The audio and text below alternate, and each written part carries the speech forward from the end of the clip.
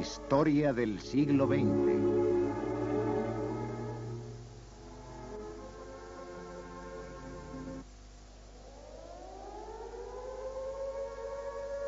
Gran Bretaña sola. Aquí Londres. El gobierno ha dispuesto que se hagan públicos los siguientes avisos. Todos los cines, teatros y demás lugares de entretenimiento deben ser cerrados inmediatamente, ya que en el caso de que fueran bombardeados, resultarían heridas o muertas innumerables personas. Manténgase alejado de las calles en la medida de lo posible. Exponerse innecesariamente solo aumenta el peligro para su vida. Siempre lleve consigo su máscara de gas. Cuando estalló la guerra, Gran Bretaña esperaba un ataque masivo a base de bombas y gases. Se procedió a la evacuación de los niños de las grandes ciudades. Los hospitales fueron desocupados con el fin de dejar sitio a los heridos. Se prepararon 1 millón de ataúdes. Y no sucedió nada.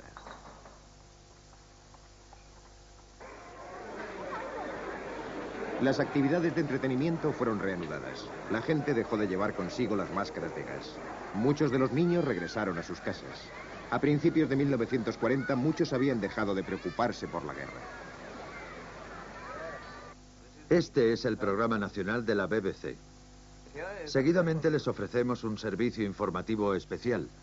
Como ya saben los oyentes de nuestros boletines matutinos anteriores, Dinamarca ha sido invadida por tropas alemanas y Noruega está en guerra con Alemania.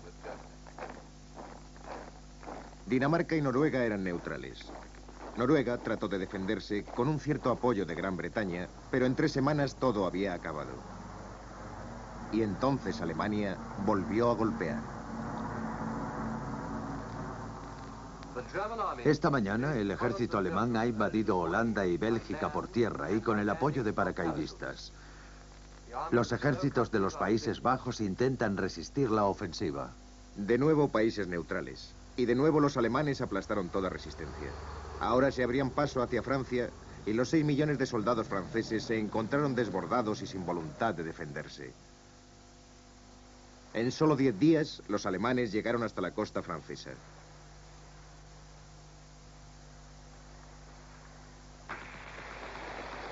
Las tropas británicas establecidas en Francia tuvieron que retroceder hasta las playas de Dunkerque, donde más tarde fueron rescatadas.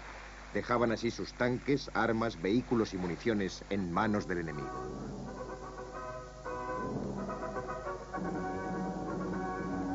París se rendía ante Hitler.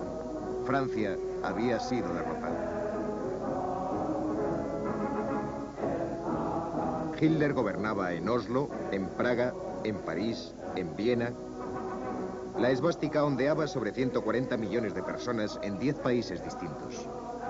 Su imperio limitaba con Rusia, Italia, España, todos ellos países afines. La guerra había durado 10 semanas.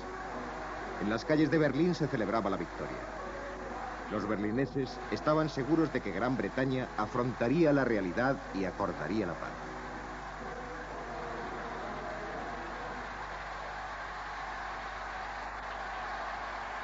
Pero a oídos de los alemanes llegaron entonces noticias sobre la nueva actitud de firmeza británica expresada por el recién nombrado primer ministro. Creo que la batalla de Inglaterra está a punto de comenzar. La supervivencia de la civilización cristiana depende de la suerte de esta batalla. Hitler sabe que tendrá que derrotarnos en esta isla o perder la guerra. Alentémonos pues con el pensamiento de que si el Imperio Británico y su Commonwealth duran 1000 años, el hombre pueda seguir diciendo: ese fue su gran momento. Así que Hitler iba a tener que ocupar también Gran Bretaña. ¿Pero cómo? El ejército alemán no podía cruzar el canal contra la defensa de la Marina Británica y sus fuerzas aéreas. La Luftwaffe debía destruir la RAF. Si la Luftwaffe se hacía con el dominio aéreo sobre el canal, la Marina Británica se vería impotente. No en vano, la RAF disponía de radares para advertir a los buques de posibles ataques. La Luftwaffe empezó atacando las estaciones de radar y siguió luego con los aeropuertos militares. Entonces, el 15 de agosto de 1940, se produjo un masivo ataque sobre el mando de combate. La batalla de Inglaterra había comenzado.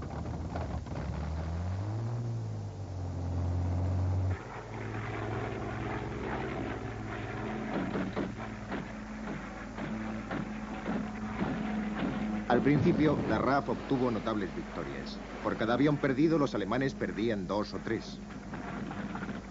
Pero a principios de septiembre la marea cambió. Las pérdidas británicas empezaron a superar a las alemanas. Mientras tanto, en tierra, el pueblo contemplaba impotente cómo sus cazas eran destruidos uno a uno. Ya se había lanzado un llamamiento con el fin de obtener metal de desecho para reponer aviones. Y ahora más que nunca, el pueblo necesitaba pensar que estaba contribuyendo en algo a la lucha.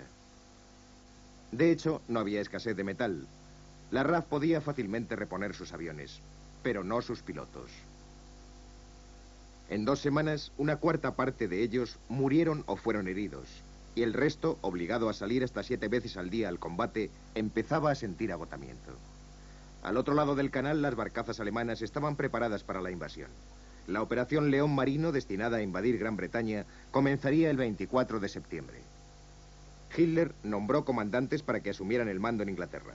Se dieron órdenes para que los varones británicos entre 17 y 45 años fueran embarcados al Báltico para trabajar allí como mano de obra al servicio de Alemania. Los alemanes estaban tan seguros de su victoria que montaron una invasión simulada para las cámaras. Las heroicas heridas de los alemanes y la rendición del ejército británico fueron filmadas anticipadamente. Mientras los alemanes fingían ante las cámaras, muchos en Gran Bretaña se presentaban voluntarios para combatir al invasor. Los voluntarios locales de defensa, también conocidos como Guardia Nacional, se ejercitaban con cualquier tipo de arma que pudieran conseguir. Normalmente se les facilitaban rifles, pero había una gran escasez de municiones. Un batallón especial de la Guardia Nacional formó un ejército secreto entrenado para llevar a cabo una guerra de guerrillas desde búnkers ocultos cuando toda resistencia en su distrito hubiera sido vencida. Pero la Luftwaffe no se dio cuenta de lo cerca que estaba del mando de combate y sus fuerzas se desviaron hacia un nuevo objetivo. El 7 de septiembre no atacaron el mando de combate. Por el contrario, se dirigieron a Londres, con 1.300 cazas y bombarderos. Y la RAF no fue capaz de frenar su avance. Para los londinenses de a pie, fue entonces cuando la guerra llegó a sus casas. Esto es Stepney Green, que se encuentra aproximadamente a 1 milla de los muelles. En 1940 yo tenía 13 años. Vivíamos aquí. Mi tía Kay vivía allí y otros tíos y tías vivían también a poca distancia. Pero cuando empezaban a sonar las sirenas, nos refugiábamos en la casa de mi tía Kay con todos los tíos y tías.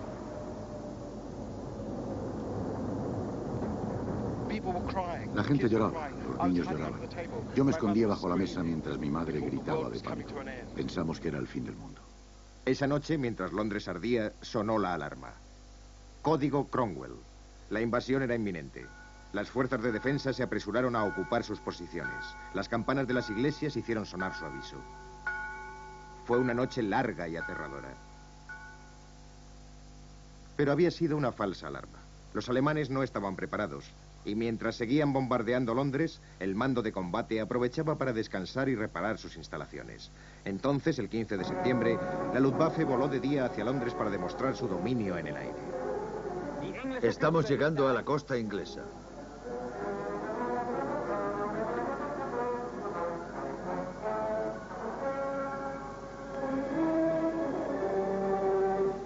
Nuestros aparatos vuelan bajo, por encima de Gran Bretaña. Abrimos las escotillas de lanzamiento. Londres está lleno de objetivos militares. Deben ser destruidos.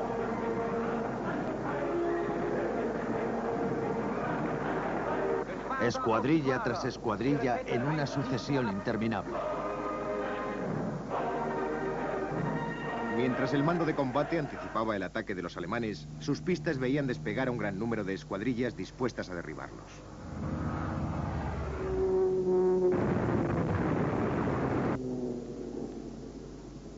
En poco tiempo, todos los cazas británicos estaban en el aire.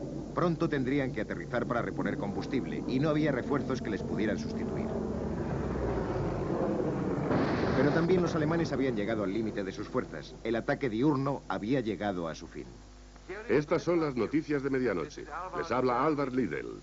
A las 10 de esta noche, 175 aviones habían sido derribados en los combates de hoy sobre nuestro territorio. En los ataques diurnos, cerca de 350... No es fácil contar aviones durante el combate. En realidad habían sido derribados menos de 60 aviones alemanes. Pero la RAF controlaba el cielo diurno. No habría invasión. Los alemanes solo podrían bombardear en la oscuridad. Y durante 53 noches volaron sobre Londres, haciéndolo a conciencia. Era el Blitz, la guerra relámpago. Muchos londinenses buscaban refugio desesperadamente. Lo más fácil era esconderse en las profundidades del metro. Durante casi todo el Blitz me refugié en esta estación. Pero al principio no fue tan fácil como parece. Cuando empezó el Blitz, estas puertas fueron atrancadas. No nos iban a permitir refugiarnos en el metro. Cuando los ataques se intensificaron, la gente se apiñó aquí. Miles de personas intentando bajar a estos andenes. Yo estaba entre ellos, intentando derribar estas puertas. La policía intentó detenernos, pero de repente se oyó un grito y vi cómo las puertas se abrían y la gente se precipitaba hacia abajo. Nos iban a dejar refugiarnos aquí después de todo. Éramos cientos de personas, en unas condiciones terribles por el olor.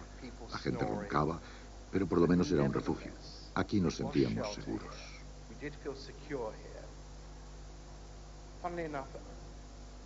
Curiosamente, mientras esto sucedía, los trenes todavía funcionaban. Una noche tomé el metro hacia St. Paul's y me arriesgué a salir. Cuando dejé la estación vi la ciudad inundada de luz. Todo ardía. Y la ciudad estaba como silenciosa.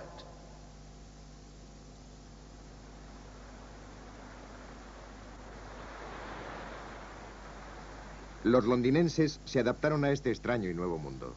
Estas imágenes del Londres de entonces fueron tomadas por los americanos, que aún eran neutrales. Londres levanta su cabeza, se sacude los escombros de sus cabellos y evalúa los daños. Londres ha sido herida durante la noche. El valor de un gran luchador consiste en levantarse de nuevo tras haber sido derribado. Londres lo hace cada mañana. No siempre las jornadas son como la de ayer, pero Londres consigue llegar a su hora al trabajo de una manera o de otra. En el centro de la ciudad, las tiendas están abiertas, como de costumbre. De hecho, muchas de ellas están más abiertas que de costumbre. Hoy la moral del pueblo está más alta que nunca, porque aunque sabe que van a morir miles de personas, prefiere mantenerse firme y afrontar la muerte que arrodillarse y aceptar el tipo de vida que el conquistador le impondría. A lo largo de ese invierno, casi todas las ciudades británicas sufrieron bombardeos. El 14 de noviembre, en Coventry, un ataque destruyó el centro de la ciudad. El bombardeo cesó antes del amanecer y miraras a donde mirara reinaba la desolación. Era imposible recordar dónde estaban las calles porque había desaparecido cualquier señal reconocible. Más de 500 víctimas fueron enterradas en una fosa común. Y aquí, como en otras ciudades, a la gente empezaba a asustarle la idea de permanecer en una ciudad que podía sufrir un nuevo bombardeo. Noche tras noche, mujeres y niños con fardos abandonaban la ciudad para adentrarse en el campo. Y eso me horrorizaba. Pero no había cundido el pánico. En febrero de 1941, mientras continuaba la guerra relámpago, Churchill se dirigió al mundo. No vamos a ceder ni a desfallecer. No disminuirán nuestras fuerzas, ni nos cansaremos. No nos van a agotar ni las repentinas sacudidas de los combates, ni las prolongadas pruebas de vigilancia y resistencia. Dadnos las herramientas y remataremos el trabajo. Las herramientas debían llegar desde el otro lado del Atlántico. Gran Bretaña no podía fabricar sus armas ni alimentar a su pueblo sin ayuda. Se había implantado un severo racionamiento, pero el país no iba a poder salir de la guerra sin víveres del exterior, así como combustible, madera, hierro, caucho y otros suministros vitales que debían ser importados. Eran de gran ayuda en ese sentido los países de la Commonwealth y del Imperio, pero la ruta más importante era la que unía Gran Bretaña con los Estados Unidos. Este país era neutral, pero proporcionaba a Gran Bretaña los materiales para su supervivencia. Las naves británicas atravesaban el Atlántico agrupadas en convoyes y defendidas por destructores. Si los submarinos alemanes lograban hundir esas naves y cortar esa cuerda de salvación, Inglaterra moriría.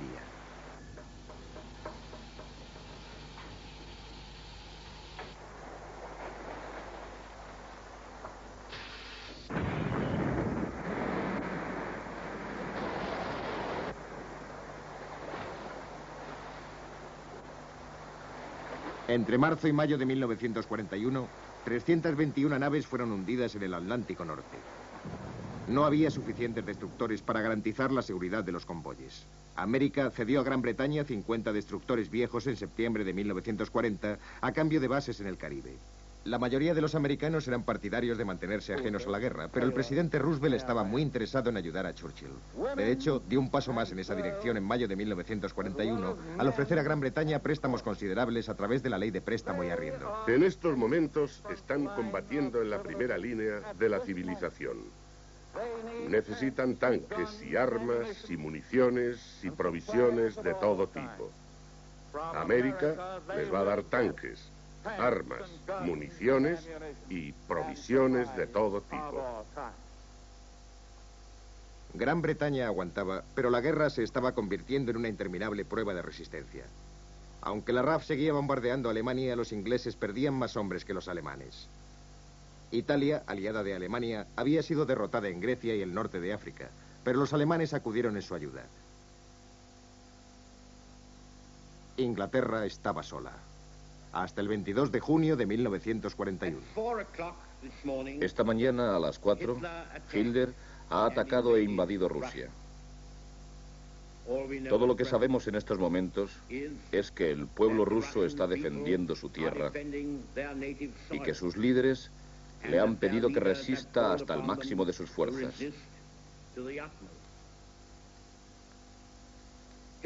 Hitler es un monstruo de maldad, insaciable en su ansia de sangre y saqueo.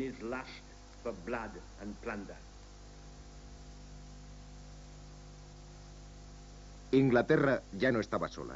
Tenía un aliado y los alemanes tenían ahora un nuevo enemigo. Armas vitales fueron enviadas a Rusia a través de la larga y peligrosa ruta marina del Ártico. El ataque alemán era muy ágil, pero llegó el invierno y tuvo que detenerse. La guerra rusa se convirtió en una lenta y terrible agonía, desangrando a Alemania hasta la muerte. Entonces, América entró en guerra. En diciembre de 1941, Japón y Alemania declararon la guerra a los Estados Unidos. Tropas de más de 20.000 hombres atravesaron el océano en ayuda de los aliados. Gran Bretaña renovó su confianza en la victoria. En diciembre de 1941, propaganda cómica como esta se proyectaba en los cines.